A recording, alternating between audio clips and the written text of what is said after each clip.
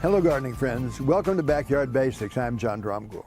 Well, a lot of folks are growing herbs and vegetables in containers these days. You know, a lot of us like to cook and we like to use a lot of herbs, but we don't want to have to go out into the garden every time we need an herb. We might grow them right on the porch, right outside where there's some sun. Some of the herbs, though, take over a big space, so you don't want to crowd them that much. But it's a good example right here of having some basil ready or some thyme available for you or some chives. We use a lot of chives, and they can be right on the porch. Sometimes you're going to need to keep them watered. Maybe you go out of town, or maybe it's a real hot spot that dries out quite a bit. So you might use one of these clay devices right here.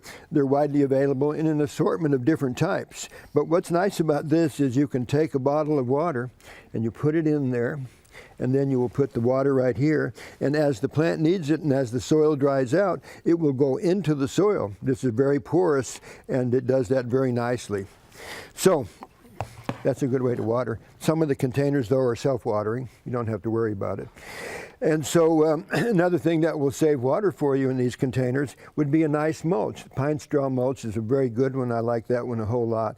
You need a good potting soil that drains well. A potting soil that doesn't drain well is going to be a problem in these containers right here. And a good potting soil in the self-watering containers is going to take the water up where it needs to be near the root zone. The other thing is that you don't want them to drain out the bottom that fast either, especially in the clay pots. So devices like this one in front of me right here go on the bottom, and they allow some drainage right there and not the soil coming out of the bottom either.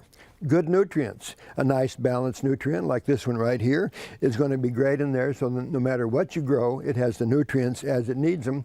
And in the organic gardening way of doing this, the plant takes them as they need them. There are liquid products also. I think those are very, very good to use when you're growing containers. Like the seaweed right here. This is an important one.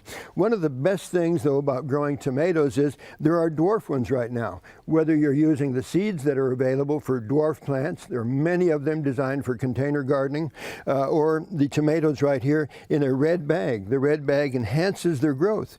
It's about the far red wavelength and the near red enhances the growth on the tomatoes. So you can grow tomatoes in containers, you can grow all the herbs that you want, and especially nice when you have a good potting soil and the right type of plant for them. There are many dwarfs these days, and I think you will benefit from growing out in your landscape, especially where there's a lot of sun. I'm John Dromgoole, and this has been a little bit of information about how to grow these things, how to feed them, and how to take good care of them. I'll see you next time.